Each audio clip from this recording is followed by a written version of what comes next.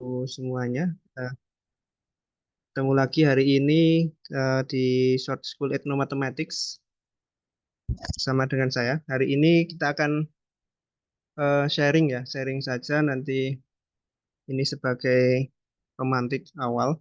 Kita akan sharing terkait dengan eh, artikel. Kita akan mengkaji artikel yang sudah pernah publish di jurnal Scopus terkait dengan etnomatematika dan etnomodeling untuk materi hari ini. Nanti ada dua artikel yang akan saya sampaikan. Untuk artikel full papernya itu sudah saya unggah di LMS di materi pertemuan ke-6.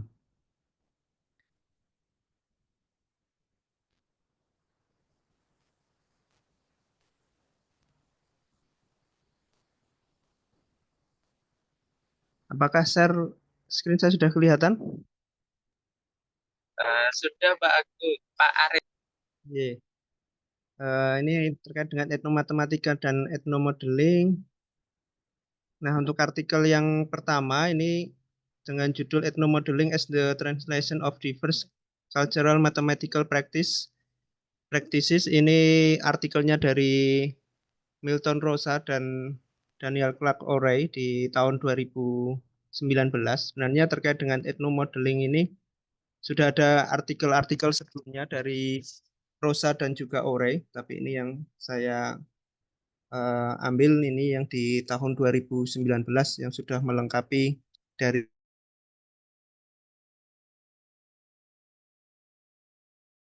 sudah ada artikel yang lebih baru lagi.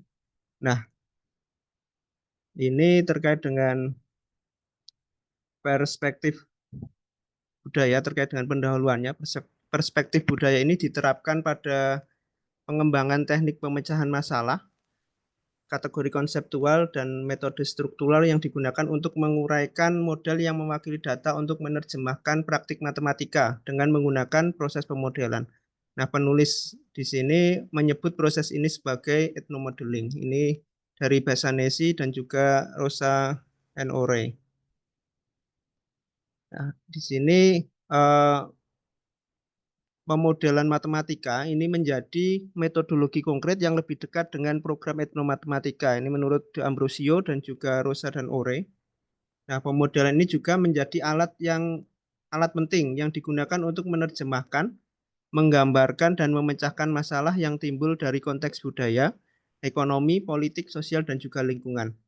Di sebelah kanan ini Bapak Ibu bisa melihat etnomatematika di sini sebagai irisan antara tiga bidang penelitian. Nah, ini di artikelnya Rosa dan Ore itu digambarkan bahwa etnomatematika sebagai irisan antara tiga bidang penelitian, yaitu mathematical modeling, terus matematika itu sendiri dalam matematika dan juga antropologi budaya, cultural antropologi. Nah, ini yang berwarna eh, abu-abu di sini, yang berwarna abu-abu ini etnomatematiknya merupakan irisan dari tiga bidang penelitian tadi.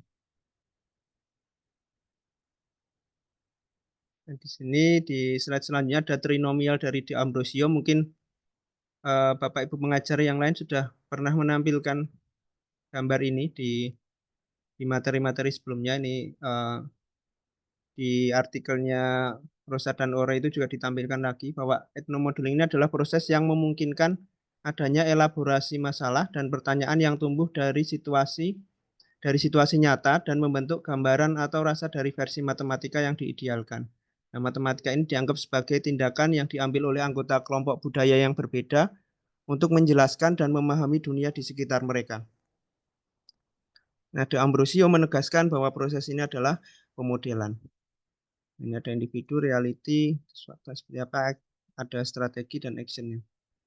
Ini trinomial dari De Ambrosio. Nah, untuk slide selanjutnya ini terkait dengan etnomatematika dan etnomodeling digambarkan yang ini tadi sudah yang di sebelah kiri pemodelan matematika dan juga cultural antropologi atau antropologi budaya. Ini etnomatematik merupakan irisan dari tiga bidang penelitian tadi, pemodelan matematika dan antropologi budaya. Sedangkan yang di sebelah kanan ini digambarkan bahwa ethnomodeling itu merupakan irisan dari cultural antropologi, antropologi budaya, pemodelan matematika dan ethnomathematics. Nah, ini yang di tengah yang berwarna abu-abu. Ini ethnomodelingnya digambarkannya seperti ini. Nah, kita akan mengeksplorasi ethnomodeling menurut Rosa dan Ore. Etnos itu diartikan sebagai orang, ras atau bangsa tertentu, dan juga keragaman dan perbedaan antara kelompok budaya pada umumnya. Nah, ethnomodeling ini pemeriksaan cara-cara menarik ide-ide matematika tradisional atau kurikuler dalam perjalanan pengalaman pemecahan masalah. Ethnomodeling ini juga dikatakan bahwa alat yang merespon lingkungannya dan bergantung secara budaya. Nah, apa tujuan dari ethnomodeling di sini? Yaitu mengajak siswa mengeksplorasi mengeksplorasi praktik budaya orang lain. Nanti dikatakan sebagai emik. Jadi nanti ada 3 istilah, yaitu ada emik, ada etik, dan juga dialogik. Nah, di sini tujuannya mengajak siswa mengeksplorasi praktik budaya orang lain, emik, dan mentransmisikannya ke dalam sistem matematika lain seperti sekolah atau matematika akademik atau matematika sekolah. Nah, itu disebut sebagai etik. Ini menurut Rosa dan Ore. Nah, ethnomodeling ini adalah aplikasi praktis dari etnomatematika dan yang menambahkan perspektif budaya untuk konsep pemodelan karena mengakuinya sebagai jembatan, ini sebagai jembatan pedagogis bagi siswa dalam perolehan pengetahuan matematika. Ini menurut Basanesi. Nah, matematisasi ini adalah proses di mana individu dari kelompok budaya yang berbeda ini datang dengan alat matematika yang berbeda yang membantu mereka untuk mengatur, menganalisis, memahami, dan juga memecahkan masalah yang spesifik yang terletak dalam konteks kehidupan nyata mereka. Nah, esensi suatu budaya ini bukan hanya artefak, alat, atau elemen budaya yang berwujud lainnya, tetapi bisa juga cara anggota kelompok budaya yang berbeda ini menafsirkan, menggunakan, dan juga memahaminya. Nah, studi tentang ethnomodeling ini tetap memperhatikan aspek kolonialisasi dan juga pentingnya ilmu pengetahuan modern. Telah mendorong berkembangnya etika menghormati, solidaritas, martabat, dan juga kerjasama lintas budaya. Nah, ethnomodeling dan 3 pendekatannya dalam melihat budaya. Jadi tadi yang saya katakan sebelumnya, nanti ada emik, ada etik, dan juga dialogik. Jadi tantangan dari peneliti dan juga pendidik dalam menangani hubungan antara matematika dan budaya ini adalah mengembangkan bentuk tindakan pedagogis yang membantu kita untuk memahami ide, prosedur, dan juga praktik matematika yang terikat secara budaya yang dikembangkan oleh anggota kelompok budaya yang berbeda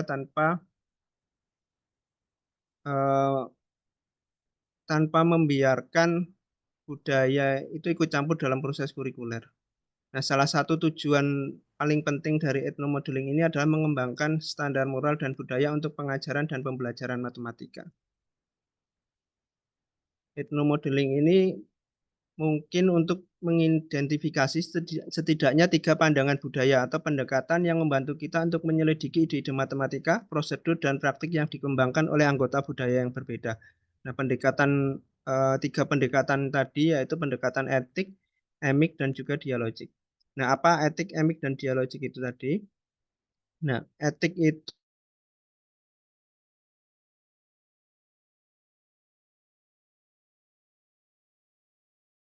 tentang kepercayaan, kebiasaan, dan pengetahuan ilmiah dan matematis dari anggota kelompok budaya yang berbeda. Sedangkan pendekatan emik ini adalah lokal atau insider. Ini pandangan orang dalam, jadi pandangan orang dalam atau pemilik budaya itu sendiri tentang budaya, adat istiadat, kepercayaan, dan pengetahuan ilmiah matematika mereka sendiri. Jadi ini etik itu pandangan dari orang luar terkait dengan budaya tertentu, sedangkan untuk emik ini adalah pandangan orang dalam yang memiliki budaya itu sendiri. Sedangkan dialogik ini adalah global, emic etik, yaitu globalisasi adalah percepatan dan intensifikasi interaksi dan integrasi di antara anggota kelompok budaya yang berbeda. Ini semacam menggabungkan antara etik dan juga emic itu tadi. Nah, ini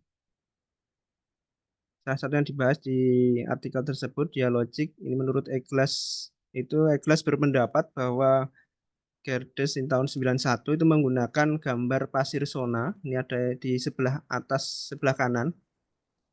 kanan ini gambar pasir sona yang dikembangkan oleh anggota kelompok budaya Chokwe ini di Angola Timur Laut, daerah Afrika, untuk menunjukkan nilai pengetahuan matematika asli dengan menunjukkan bahwa kendala yang diperlukan untuk mendefinisikan lintasan Euler kompleks dan sistem pembangkitan rekursif dibuat dengan iterasi yang berurutan melalui penerapan algoritma geometrik yang sama.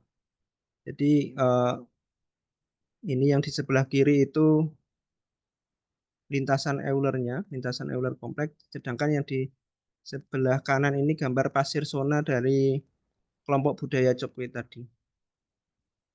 Ini pengetahuan matematika aslinya ada yang di sebelah kanan, yaitu gambar pasir sonanya itu tadi. Terus untuk contoh yang lain ini adalah penyelesaian Baila dengan bentuk fraktal. Ini etnomodeling membangun hubungan antara kerangka konseptual lokal, emik, dan pengetahuan matematika yang tertanam dalam kaitannya dengan desain global etik. Ini gambar atasnya ini adalah Bailanya. Terus yang di sebelah barat ini bentuk fraktalnya kayak gini. Ini menurut Eklas dan Odumosu. Nah, peneliti dan pendidik yang berorientasi emik itu fokus pada penyelidikan perbedaan budaya intrinsik yang bermakna bagi anggota kelompok budaya yang berbeda. Nah, terutama ketika dunia alam ini dibedakan dari dunia supernatural dalam pandangan dunia budaya tertentu. Sedangkan peneliti dan pendidik yang berorientasi etik ini memeriksa perspektif lintas budaya, sehingga pengamatan mereka itu diambil sesuai dengan kriteria yang diturunkan secara eksternal. Nah, ini penggunaan pendekatan emik dan etik ini memperdalam pemahaman mereka tentang isu-isu penting dalam penelitian dan juga investigasi ilmiah tentang etnomatematika, karena keduanya merupakan pandangan dunia yang saling melengkapi. Pandangan lokal, emik, dan juga global, etik, ini penting untuk mengembangkan gagasan yang lebih jelas tentang apa yang dibutuhkan untuk pendidikan matematika dalam konteks tertentu, terutama untuk melakukan penelitian etnomodeling. Pandangan Fichte tentang hubungan antara pendekatan emik dan etik ini sebagai proses simbiosis antara dua sistem pengetahuan matematika yang berbeda. Nah, bagaimana karakterisasi dari etnomodel itu tadi? Representasi dari pengetahuan matematika ini membantu anggota untuk memahami dan menggambarkan dunia mereka dengan menggunakan unit kecil informasi bernama etnomodel yang menghubungkan warisan budaya mereka dengan konteks yang beragam, misalnya seperti sosial politik, ekonomi, lingkungan, dan juga pendidikan. Nah, etnomodel di sini didefinisikan sebagai artefak budaya yang dapat dianggap sebagai alat pedagogis yang digunakan untuk memfasilitasi, jadi sebagai fasilitasi pemahaman dan sistem yang diambil dari realitas anggota kelompok budaya yang berbeda. Etnomodel ini berfungsi sebagai representasi eksternal dari fenomena lokal yang tepat dan konsisten dengan pengetahuan ilmiah dan matematika yang dibangun dan dibagikan secara sosial oleh anggota kelompok budaya tertentu. Jadi dalam proses etnomodeling dapat bersifat emik, etik, dan dialogik.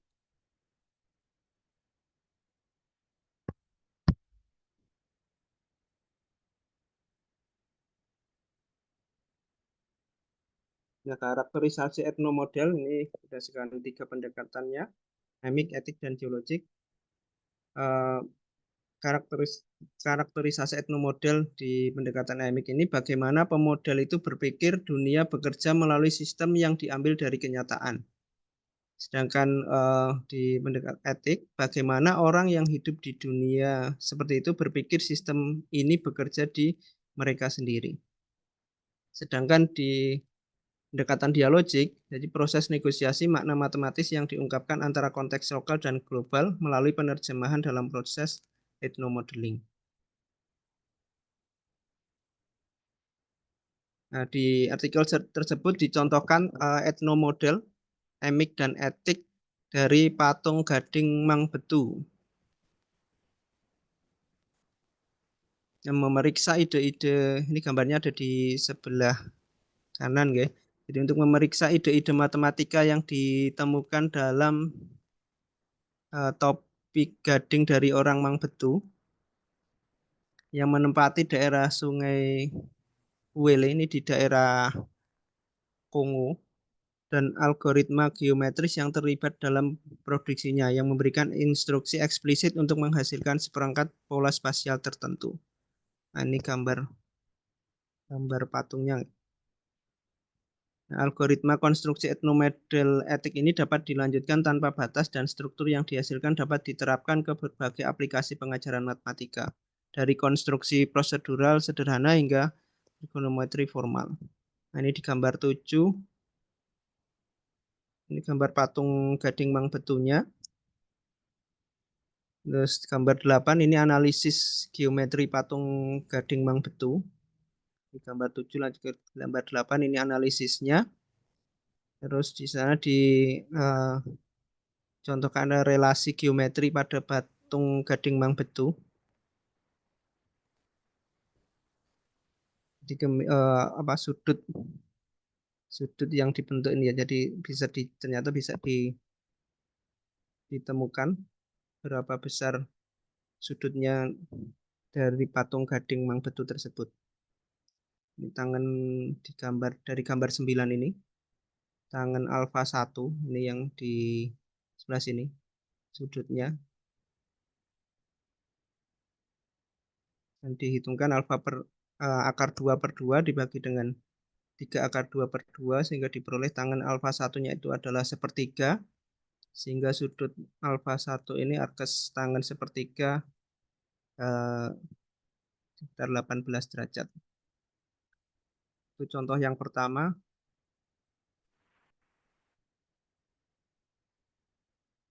Contoh yang kedua yaitu etnomodel etik dari roller cards Brasil.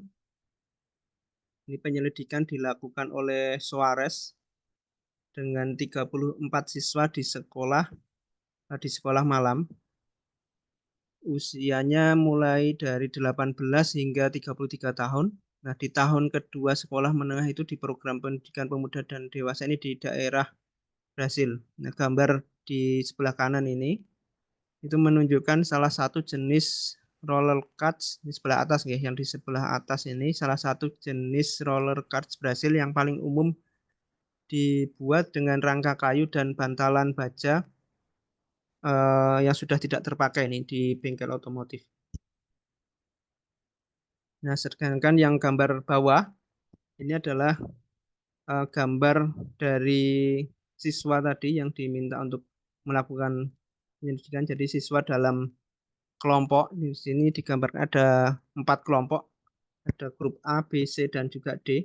Jadi siswa dalam kelompok masing-masing kelompok ini merancang model dan membangun roller cards mereka dengan mempelajari bagaimana konsep matematika digunakan dalam persiapan analisis dan resolusi model mereka. Jadi berbeda-beda ya model roller cards yang digambarkan oleh masing-masing kelompok siswa tadi. Ini contoh etnomodel etik. Sedangkan untuk contoh etnomodel dialogik ini tentang petani dan penjual lokal. Ini juga di penelitiannya oleh Cortes di sekolah umum di sebuah sekolah umum dan juga di pasar ini di pasar lokal di daerah Minas Gerais Brasil. Ini merupakan contoh penerapan etnomodel dialogik. Jadi tujuan utama dari penelitian tersebut ini adalah untuk menunjukkan bagaimana pendekatan Ethnomodeling dialogik ini dapat berkontribusi pada proses resignifikasi konsep fungsi. Nah, cara analisis untuk menguji strategi lokal EMIC yang diterapkan oleh petani. Jadi, bagaimana menguji strategi yang diterapkan oleh petani itu untuk praktik kerjanya, bagaimana mereka berjualan di pasar tani, serta teknik akademis, ini etiknya yang digunakan oleh siswa dalam konteks sekolah mereka. Nah, konteks ini merupakan suasana efektif pertukaran pengetahuan matematika lokal dan juga global. Nah, ini secara timbal balik melalui penjabaran etnomodel emik, etik, dan juga dialogik. Nah, ini contohnya. Jadi tujuan utama pendekatan emik adalah orientasi ideografis deskriptif fenomena matematika karena kekuatan kekhasan ide matematika, prosedur, dan praktik yang dikembangkan oleh anggota kelompok budaya yang berbeda.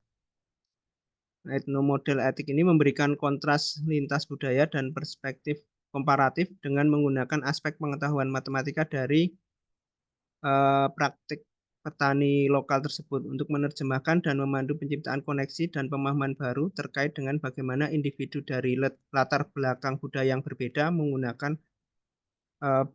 berpikir matematis mereka sendiri. Jadi ini maksudnya bagaimana individu dari latar belakang budaya yang berbeda tadi, yaitu siswa yang mengamati itu tadi. Jadi bagaimana siswa itu mengamati para petani yang berjualan di pasar lokal tersebut. Nah, contohnya sebuah produk yang harga pokoknya itu 40 reais, itu memiliki harga jual antara 5 ini reais dolar ya, 5 dolar reais dan 6 RS ini. Produk lain yang harga pokoknya 80 reais memiliki harga jual antara 12 dan 16. Dan produk ketiga yang harga pokoknya itu 100 itu memiliki harga jual antara 16 dan 20. Nah, namun penting untuk dicatat bahwa harga penjualan ini dapat ditingkatkan oleh biaya lain yang terkait dengan biaya pasar. Nah, ini dijelaskan juga di sana. Jika harga pokoknya 40, ya maka harga jualnya antara 5 sampai dengan 6. Harganya 80, harga pokoknya 80, maka harga jualnya itu antara 12 sampai 16, dan jika harga pokoknya 100, maka harga jualnya itu 16 sampai 20. Nah, ini CP ini adalah harga harga pokok. Terus untuk SP-nya adalah harga jualnya. M-nya adalah massa dan P-nya itu variasi harganya.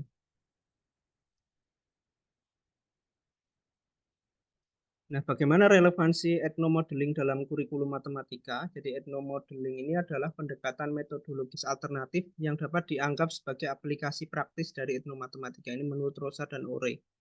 Rosa dan Ore juga mengatakan bahwa etnomodeling ini menerapkan matematika sebagai bahasa untuk memahami, menyederhanakan, dan menyelesaikan masalah dan aktivitas yang dikaitkan dengan realitas siswa.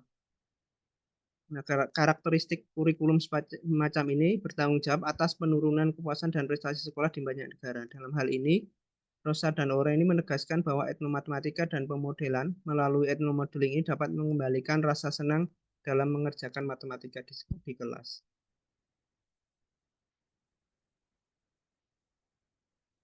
Nah, Rosa dan Ore juga mengatakan bahwa kurikulum etnomodeling ini memberikan dasar ideologis untuk belajar dengan dan dari latar belakang budaya dan bahasa yang beragam dari anggota kelompok budaya yang berbeda. Ini ada 3 alasan penerapan etnomodeling ke dalam kurikulum matematika. Yang pertama, etnomodeling ini adalah jalur efektif yang dapat dikembangkan untuk menerjemahkan ide, prosedur, dan praktik antara sistem matematika yang berbeda, seperti matematika sekolah. Nah, etnomodeling ini juga dapat digunakan untuk mengembangkan kegiatan kelas antar budaya. Dan yang ketiga, Ethnomodeling ini adalah tindakan pedagogis yang dapat digunakan untuk mengubah relasi antara matematika budaya dan masyarakat. Itu tadi eh, artikel yang pertama, artikelnya Rosa dan Ore. Nah, artikel yang kedua, ini artikelnya dari Prof. Ruli, ada Wahyu Julianto, serta Rosa dan Ore. Ini yang artikelnya berjudul Ethnomathematics, Pranoto Mongso System and the Birth Ceremonial in Yogyakarta. Jadi ini terkait dengan sistem Pranoto Mongso dan juga upacara kelahiran dan juga upacara kematian di Yogyakarta. Nanti artikel ini bahas ya kurang lebih dalam 1 tahun itu ada mongso apa saja yang digunakan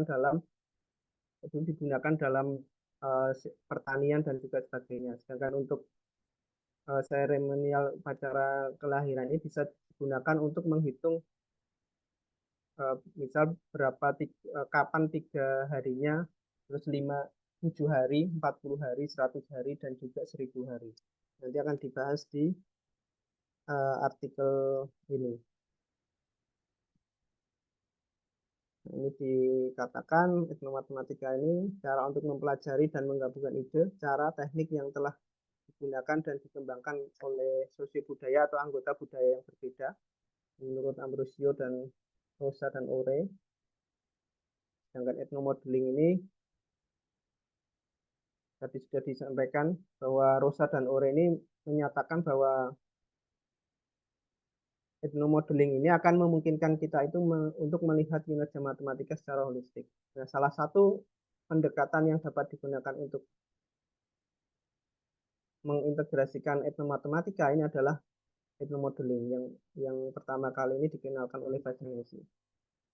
Nah, mengeksplorasi secara kritis fenomena di sekitar lingkungan siswa dan memodelkannya secara matematis. Jadi ini di Yogyakarta tadi yang mungkin nanti di daerah lain juga ada sistem yang lain.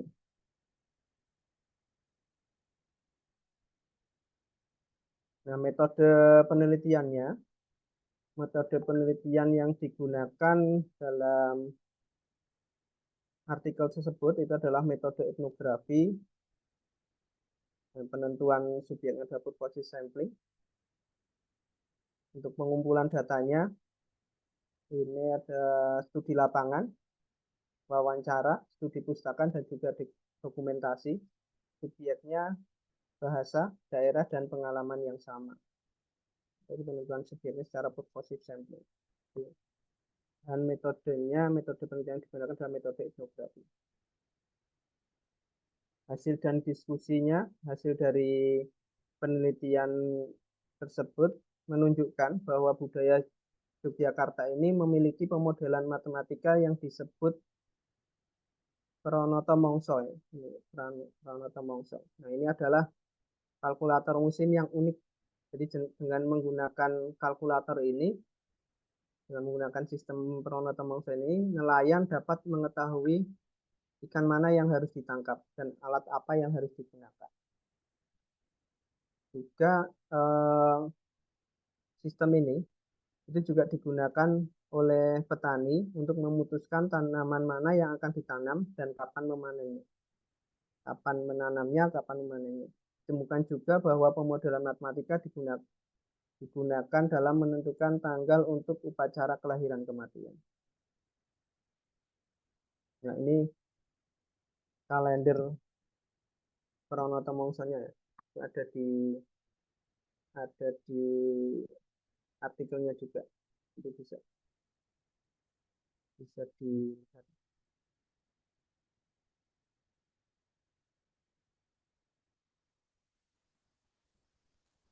Nah, ini pemodelan matematika Pranoto Mongso di Yogyakarta.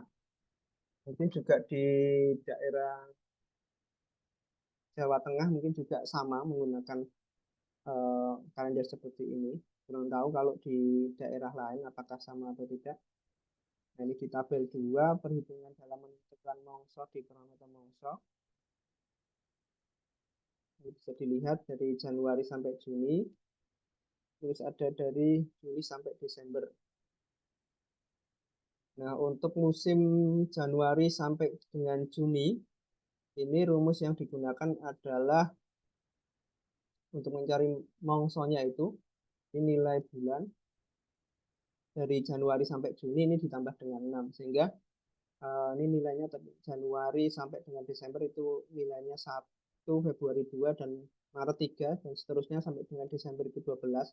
Untuk bulan Januari sampai dengan Juni, ini untuk perhitungannya ditambah dengan 6, sehingga untuk perhitungannya di bulan Januari itu 1 tambah 6 sama dengan 7. Ini mongsonya adalah mongso kapitu. Untuk di bulan Februari mongsonya 2 tambah 6 sama dengan 8, itu adalah mongso kawolu. Terus selanjutnya sampai dengan bulan Juli. Maaf, untuk bulan Juni 6 tambah 6 12, ini mongso sodo. Mongso ke-12 ya, disebut mongso sodo. Mungkin di kalender-kalender yang agak kalender lama mungkin kalender kan nggak semua kalender mungkin sekarang ada mongso, ada perontok mongsonya seperti ini. Ini untuk musim yang Juli sampai Desember, rumus yang digunakan adalah nilai bulan dari Juli sampai dengan Desember ini dikurangi 6. Nah, misal di bulan Juli ini nilainya adalah 7, dikurangi 6 sama dengan 1, ini mongso kaso. Terus bulan Agustusnya mongso karo. Bulan Novembernya 11 dikurangi 6, 5, ini mongso kalimo. Bulan Desembernya mongso kanem.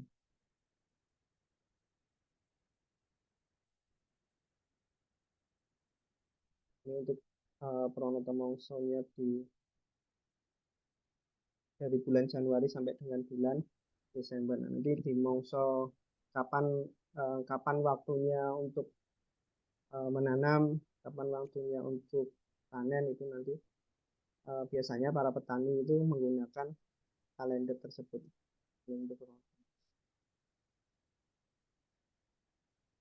Nah, yang selanjutnya yaitu pemodelan matematika untuk menentukan upacara kelahiran dan juga kematian.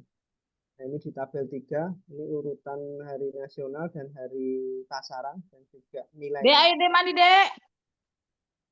Ini hari nasionalnya hari Senin sampai dengan Minggu, nilainya 437. Nah, ini kemarin sudah ditanyakan oleh Pak Ivo kalau tidak salah ya di sesinya Pak Agung. Jadi mungkin di sini hanya menggunakan saja. Nanti kalau ada penelitian lebih mendalam nanti bisa dilakukan. Kenapa kok hari Senin itu 4 dan seterusnya, kenapa hari Sabtunya 9 dan seterusnya. Sedangkan hari pasarannya ini Legi Pahing Pon Wage Kliwon, nilainya juga tidak ada nilainya di sana, 5, 9, 7, 4, dan juga 8. Nah, misalnya jika seseorang lahir pada tanggal 28 Oktober 96, yaitu pada hari Senin Legi misal. Ya, bagaimana menghitung hari lahir nasionalnya? Nah, ini harinya di sini dalam 1 tahun itu 365. 365 ini menggunakan modulo dari dalam setahun modulo 7, karena dalam 1 minggu itu ada 7 hari ya, jadi Dek, ayo dek mandi dek. 7. Nah, mau caca nggak nah? Hari di tahun ke N ini hari lahir dikurangi tahun ke N, kurangi tahun hari ini kali penambahan hari ditambah jumlah tahun kabisat modulo 7, atau dapat ditulisnya I sama dengan T modulo 7. N di sini hari di tahun ke N, M-nya hari lahir, N-nya tahun ke N, S-nya tahun hari ini, Q-nya tambahan untuk hari ini, K-nya jumlah tahun kabisat, T-nya dalam setahun itu 365 hari.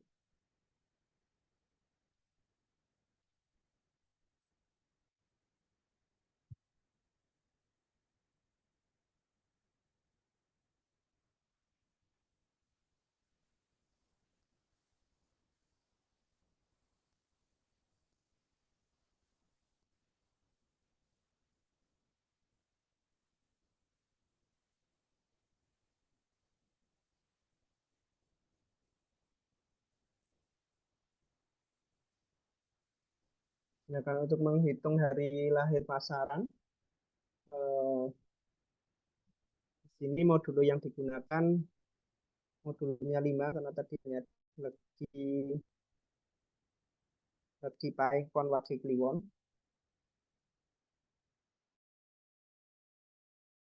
Ini 0, sisanya 5. Ini sama, hanya beda ujung modulnya saja. T-nya di sini, N-nya pasaran hari di tahun ke N, nya pasaran hari ini, N-nya tahun ke N, tahun ini, S-nya tahun ini, T-nya tambahan untuk hari ini, K-nya jumlah tahun kabisat, dan T-nya hari dalam setahun, 365 hari. Terus model perhitungan hari pemakaman, atau hari berkabung ini ya. Untuk untuk 3 harinya, biasanya dimana 3 hari, 7 hari, 40 hari, 100 hari, dan juga 1000 hari. Nah, untuk menghitung hari nasionalnya, ini berarti 3 modulo 7, ini nanti nilainya 3, terus dikurangi 1 untuk menentukan kapan 3 harinya. Jadi, makanya kalau dihitung, kadang itu kita menghitung, misal nanti ada contohnya ya, ada contohnya, nanti dikurangi 1 itu sama dengan 2, artinya misal meninggalnya hari Selasa, misal meninggalnya hari Selasa, maka nanti peringatan 3 harinya itu jatuh pada hari Kamis. Jadi ditambah 2, bukan pada hari Jumat. Untuk kapan 7 harinya, itu 7 modulo 7, misalnya 0, nilai harinya 7, untuk menghitung harinya itu 7 dikurangi 1, 6 hari. Jadi 7 harinya nanti eh, ditambah, jadi dari hari Selasa, misalnya nilainya hari Selasa, nanti ditambah 6 hari, itu peringatan 7 harinya. Kapan peringatan 40 harinya, ini 40 modulo 7, nilainya 5. Terus untuk penentuan harinya, 5 dikurangi 1, 4. Jadi dari hari Selasa nanti ditambah 4 hari, Selasa, Rabu, Kamis, Jumat, Sabtu. Jadi 40 harinya akan jatuh pada hari Sabtu, tapi pasarannya apa nanti akan dijelaskan kemudian. Terus ada 100 harinya, ini ditambah 1, berarti 100 harinya nanti akan jatuh pada hari Rabu. Untuk 1000 harinya, nilainya ini 6, 6 dikurang 1 sama dengan 5, nanti tambah 5 hari.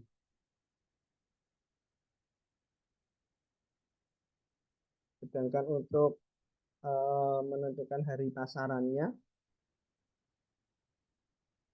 ini menggunakan modulo 5. Untuk 3 harinya, 3 modulo 5, ini nilainya 3, ini juga dikurangi 1, itu sama dengan 2.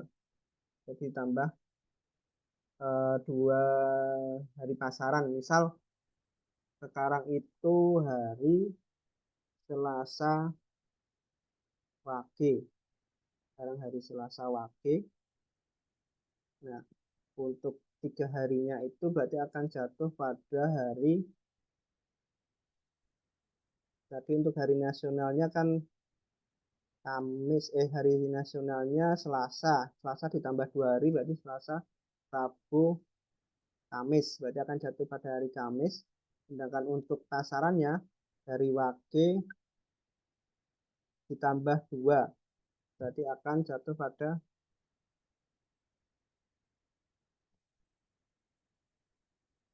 dari Wage, Kliwon, Legi. Jadi urutannya di Paing, Pon, Wage, Kliwon, Legi. Jadi dari Wage sekarang Selasa Wage, maka 3 harinya akan jatuh pada hari Kamis, Legi. Tambah 2 dari Wage, Kliwon, Legi. Kurang lebih seperti itu. Terus untuk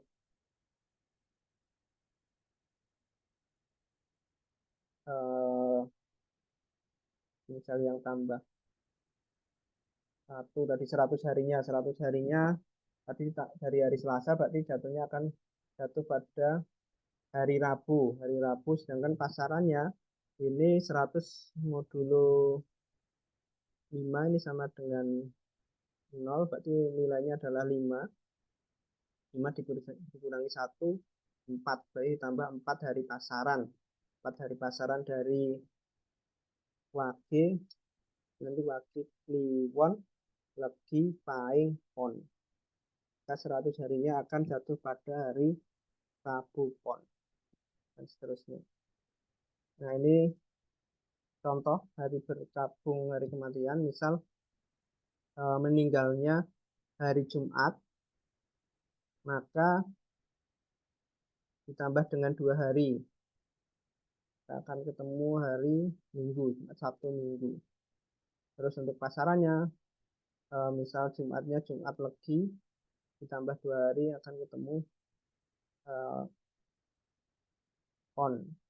Hingga 3 harinya nanti akan jatuh pada hari Minggu, Minggu Pon.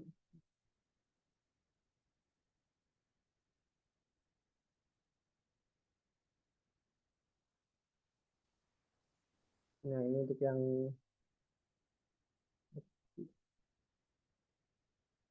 ada kesalahan ya ini untuk yang 3 hari ini harusnya karena meninggalnya hari Jumat maka harusnya hari Minggu Pon sesuai 2 tabel ini sebelumnya.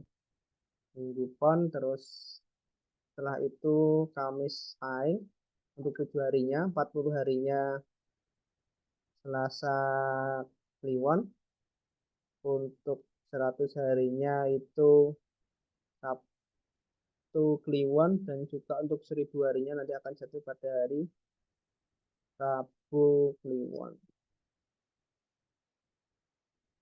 Nah, kesimpulan dari artikel tersebut, budaya Yogyakarta ini mencakup pemodelan matematika untuk menentukan musim di Pranata Mongso, sistem Pranata Mongso dan upacara kelahiran kematian. Selain itu, dalam budaya Jogja ini, Jogja dan sekitarnya nih, orang bergabung pada hari ketiga, hari ketujuh, hari ke-40, hari ke-100, dan juga hari ke-1000 untuk mendoakan orang yang sudah meninggal. Mereka juga merayakan ulang tahun mereka dengan menggunakan hari Neptu. Penetapan tanggal lahir mati menggunakan pemodelan matematika yang mengintegrasikan modul 5 dan juga modul 7. Nah, sekian yang dapat saya sampaikan ini sebagai pemantik awal saja. Jadi kita membahas artikel terkait dengan hasil penelitian yang etnomatematika ini dalam pembelajaran nanti, karena nantinya Bapak Ibu akan di akhir akan membuat terkait dengan artikel terkait dengan etnomatematika. Sekian, mungkin ada yang akan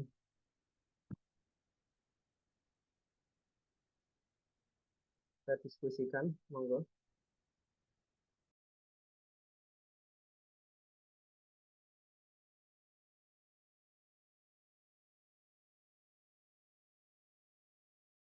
Ya, izin bertanya Pak Arif atau Monggo Pak Eko. Diskusi. ya meramaikan Pak biar Yes. ini ya. Oke. Baik, Assalamualaikum warahmatullahi wabarakatuh.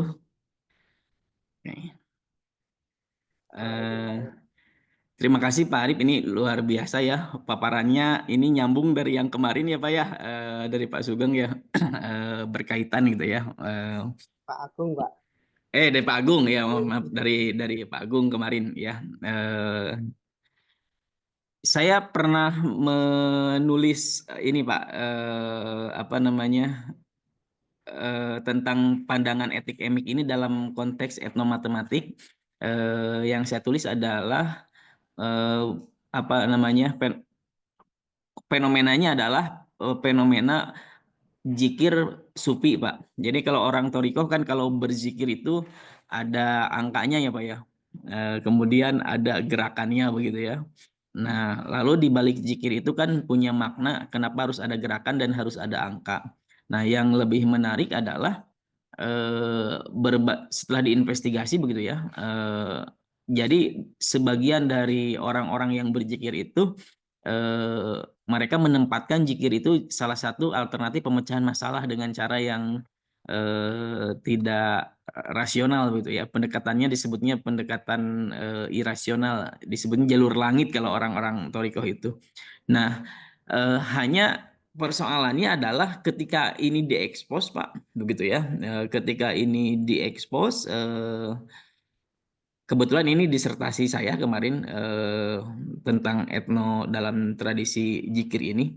Ini menarik Pak, sudut pandang etik itu ketika saya FGD ini menarik, memicu perbincangan yang luar biasa menyangkut di luar matematik Pak, terkait dengan hukum, bahwa ini ada dalilnya tidak, ini bid'ah atau tidak. Wah, itu menarik Pak. Jadi satu hasanah yang luar biasa. Tapi akhirnya selesai karena memang saya kemarin agak struggle dengan keterangan-keterangan dari dua sisi.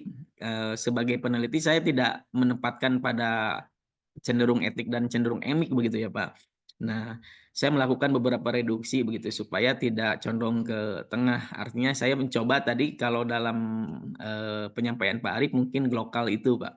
Nah, yang menarik adalah pandangan etik itu yang sangat beragam, dan pandangan etik itu ada yang menolak dan ada yang menentang gitu, dan ada yang menggunakan juga. Nah, mungkin sama dengan yang tadi tradisi perhitungan orang-orang yang percaya dengan hari baik ya. Itu kalau diwacanakan jadi menarik juga gitu Pak. Menarik perhatian gitu ya, apalagi kalau dibawa ke ranah etik yang lebih umum. Mungkin sebagian orang ada yang berpendapat bahwa semua hari itu baik, tidak perlu mendekatkan diri pada hal-hal demikian. Padahal kita yang meneliti tradisi-tradisi warisan budaya leluhur kita paham kan ada makna filosofi yang mendalam di balik ini semua kan gitu ya. Artinya tidak berpikiran sedangkal itu gitu ya. Nah, pertentangan antara etik dan emik ini agak sulit menemukan jalan temu Pak, begitu ya. Nah, agak sulit menemukan jalan temu, apalagi kalau dibawa ke ranah ilmiah begitu. Nah, walaupun ini tidak menghentikan kita untuk belajar tentang ini dan meneliti ini gitu Pak. Nah, yang jadi pertanyaannya adalah bagaimana seorang peneliti ketika menuliskan ini begitu ya, penelitian yang memicu pandangan apalagi dalam konteks hukum begitu ya di luar matematik, lalu orang ada yang menulis, oh itu penelitian mengungkap hal-hal yang tidak ada dari sananya, disebutnya bid'ah begitu dan sebagainya, tidak sesuai dengan syariat dan sebagainya. Nah, itu menjadi isu-isu potensial etik dalam penelitian Pak gitu ya. Bagaimana kita seorang peneliti menyikapi itu Pak gitu ya. Padahal sebenarnya penelitian kan bebas dari hal itu ya. Kita sebagai peneliti ada di tengah sebenarnya gitu. Nah, itu menarik Pak. Saya sampai jawab bisa berikan data. Para ilmuwan yang dikatakan ilmiah itu berpikirnya, saya tunjukkan beberapa dokter bahkan beberapa guru besar Pak yang sebenarnya mereka di satu sisi menyatakan deklarasi berpikir ilmiah, tapi mereka juga percaya padahal di balik itu ya. Saya punya bukti dari beberapa kiai atau praktisi supranatural yang memang kliennya juga para guru besar. Itu saya punya bukti Pak. Jadi di satu sisi memang ada ketidakterbukaan begitu ya tentang sesuatu yang tidak ilmiah ini. Di satu sisi mungkin akademisi ingin terlihat ilmiah, padahal di sisi lain banyak juga tuh para punten maaf ya, para akademisi yang mungkin para anggota dewan yang kalau menyalon itu dihitung begitu ya. mereka juga percaya itu, Pak. Bahkan tidak sedikit saya mengantongi beberapa nama guru besar yang juga percaya dengan hal demikian. Nah, ini kan jadi menarik ya, wacana ini gitu. Makanya memang Etno kalau mengkaji antropologi budaya yang dalam, sedalam ini, memang harus sampai pada khasanah membicarakan etik emik seperti yang Pak Arif sampaikan. Nah, mungkin itu Pak Arif ya, bagaimana cara kita mengambil titik tengahnya gitu ya, kalau dalam FGD mentok Pak kemarin. Iya iya, monggo Pak. Nuhun. Terima kasih Pak Eko. Wah, ini luar biasa ini sudah sampai ke disertasinya Pak Eko nggih. Berarti sudah selesai nggih Pak Eko nggih. Sampun Pak, udah Terus 3 tahun, 2 tahun. Pak Eko sendiri kemarin karena mentok, terus bagaimana Pak untuk akhirnya kelanjutannya tersebut? Akhirnya yang saya tampilkan adalah pandangan pandangan emiknya yang saya expose. Saya lebih dominan pandangan emik karena secara emik mereka mampu memberikan keterangan-keterangan yang sifatnya kuat Pak. Dalilnya ada, keterangan Quran hadisnya ada, kitab-kitabnya ada begitu ya, tentang dasar-dasar zikir ini.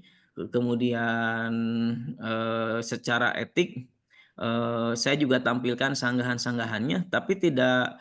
Nah, ketemu pemodelannya itu, saya bangun sebuah grounded teori, yang sifatnya secara umum begitu, bahwa ya artinya saya juga memberikan disclaimer, keterbatasan penelitian bahwa peneliti tidak mencoba masuk pada sisi ranah hukum, pandangan hukum syariat itu gitu Pak.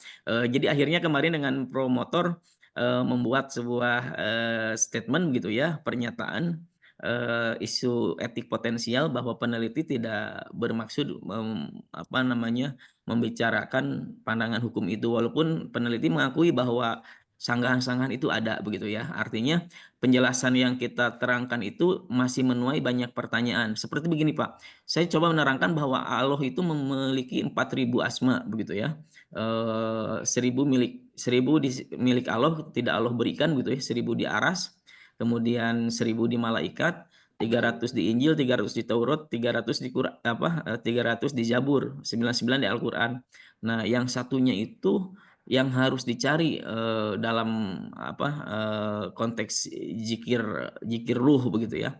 Nah, itu tersirat dalam tafsir Yasin Hamami. Nah, ada bukunya, kitabnya saya expose. Nah, lalu itu dibantah Pak, katanya kitab itu tidak sahih, kitab itu pengarangnya tidak mutabarok katanya.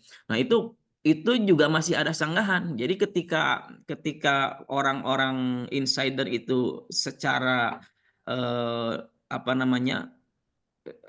referensinya kuat tentang pegangan narasi kitabnya, tapi orang etik juga memberikan kritik, itu kitabnya diragukan katanya, itu kitabnya. Nah, jadi sulit tetap mempertemukan ini gitu Pak. Nah, akhirnya kemarin kesimpulannya saya ya, secara etik saya tampilkan begini, secara emik saya tampilkan begini, lalu pandangan etik merespon bagaimana. Peneliti tidak membuat kesimpulan pada mengarah atau cenderung kemana Pak. Saya tidak membuat tendensi kemana, hanya saya tawarkan kepada para pembaca, ya silahkan pembaca bisa menilai sendiri begitu Pak akhirnya. Karena agak riskan Pak, yang seperti ini gitu. Kalau secara personal saya dengan belajar etno ini jadi saya lebih yang tadinya etik Pak, saya sudah mulai migrasi ke emik bahwa bahwa bahwa cara pikir mereka kuat gitu, insider ini kan gitu. Setelah artinya judgement awal sebagai orang luar, saya juga sama seperti umum mengatakan loh kok gitu. Nah, setelah saya paham dalamnya, saya juga sudah mulai terbawa ke emik. Mungkin itu ada dampak seperti itu. Nggak tahu mungkin Pak Arif merasakan itu atau tidak. Ya, sama Pak. Jadi memang ya karena pandangan dari emik itu berarti kan orang dalam yang memiliki budaya ya. Jadi mereka Iya, punya punya pandangan ya, kecuali mereka tidak punya pandangan yang kuat ya pasti akan mudah terbantahkan seperti itu. Karena mereka juga punya pandangan kuat, sedang dari pihak etik itu sendiri kan pihak luar, dari pihak luar bagaimana mereka. Ini di sini yang agak susah mungkin ya, kita ke lokal itu tadi ya, ke lokal itu bisa memadankan antara etik dan juga etiknya itu. Oke. Sebagai peneliti ya ini seperti Pak Eko tadi, jadi kita tampilkan etiknya seperti ini karena kuat, terus pandangan etik seperti ini ya, monggo bagi pembaca, kalau bagi etik dia mau menyelami lebih dalam mungkin juga bisa jadi iya, akan menjadi embik itu tadi Pak. iya. Seperti itu Pak Eko. Luar biasa ini Pak Eko. Kemarin di mana Pak S3-nya Pak? Di UPI Pak, kebetulan ya di UPI, tapi promotor saya karena ini lintas disiplin meneliti tentang praktik jikir gitu ya, rahasia-rahasia angka pada praktik jikir. Jadi saya meneliti dasarnya sederhana Pak, dasar pemikirannya. Kenapa di Toriko jikir ada angkanya begitu, dan angkanya bisa sampai ratusan bahkan beberapa ribuan gitu ya.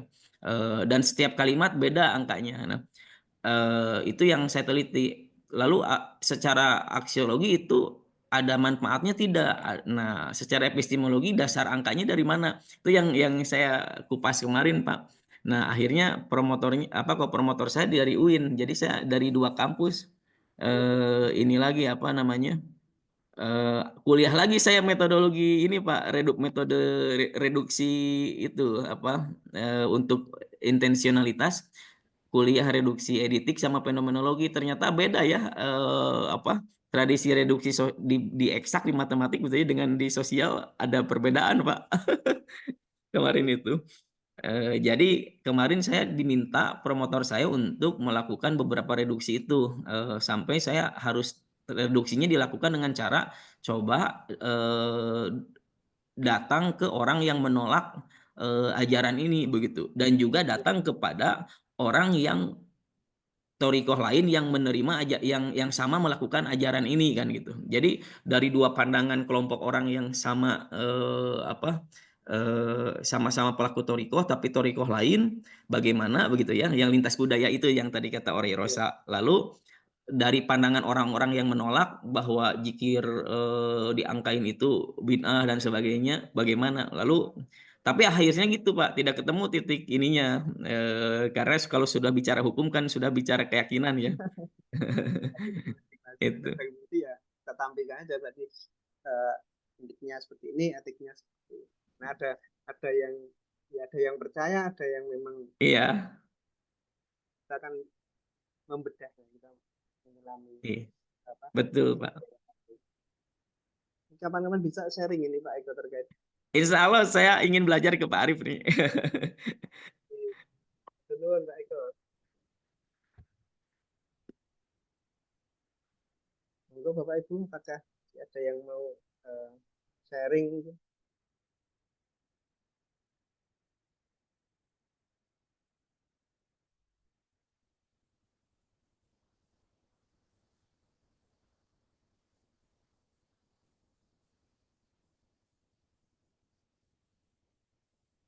Oh iya Pak, ini cerita lagi ya Pak ya.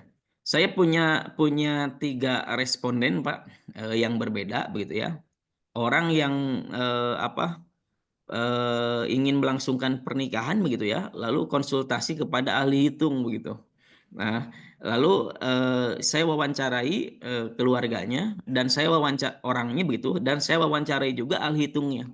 Itu ada menarik Pak, dari perhitungan itu Yang berbeda di lagi nggih Pak? Berbeda dengan ya, ya, orang ini bertanya kapan melangsungkan pernikahan yang baik begitu ya.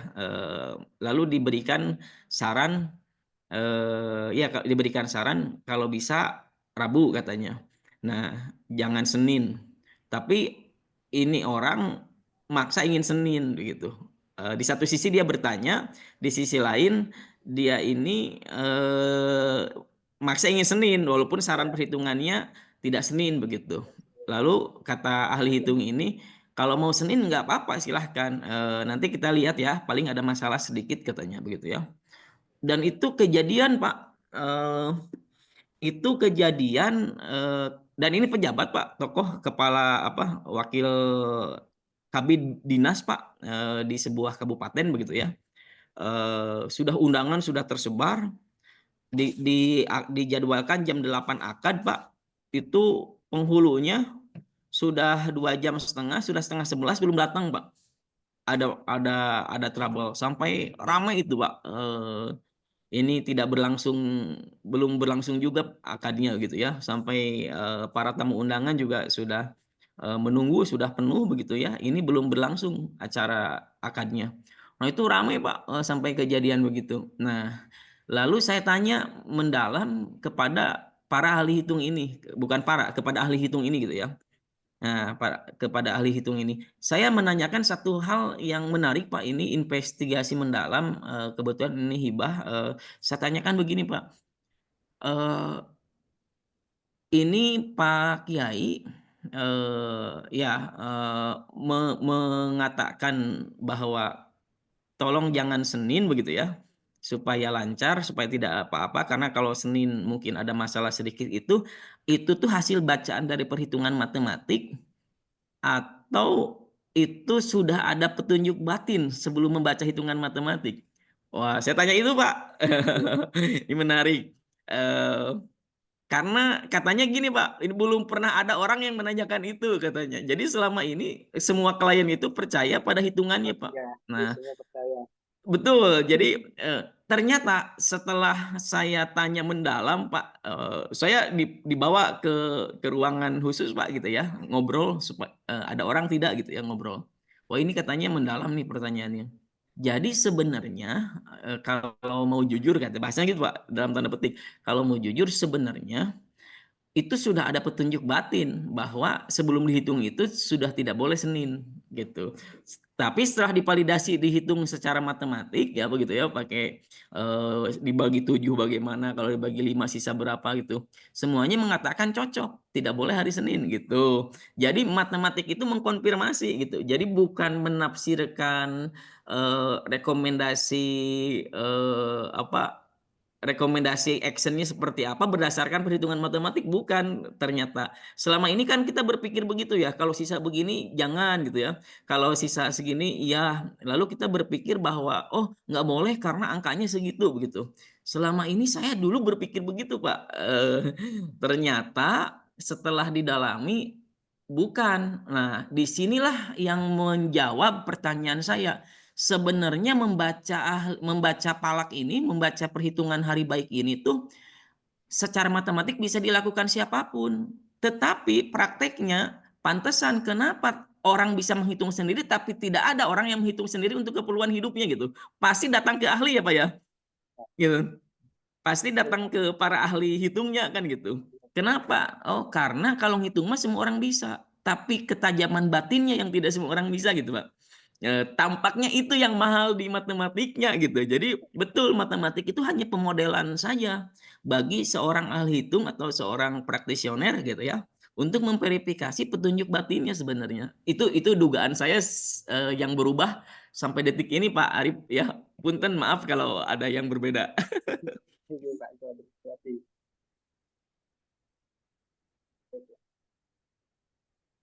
Kapan kita sharing ya Pak Eko? Oh enggak Pak, insyaallah. Oke, Bapak Ibu, cukup ya.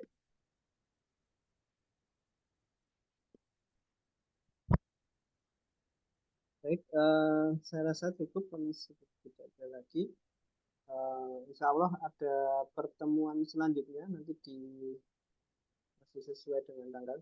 Ya tidak ada perubahan, masih akan ketemu lagi di tanggal 9 di hari Kamis tidak salah ini dengan Pak Heriadi. Saya akhiri Bapak Ibu, terima kasih, mohon maaf atas segala kekurangan. Akhiri, Assalamualaikum warahmatullahi wabarakatuh. Waalaikumsalam. Makasih Pak Arif, makasih.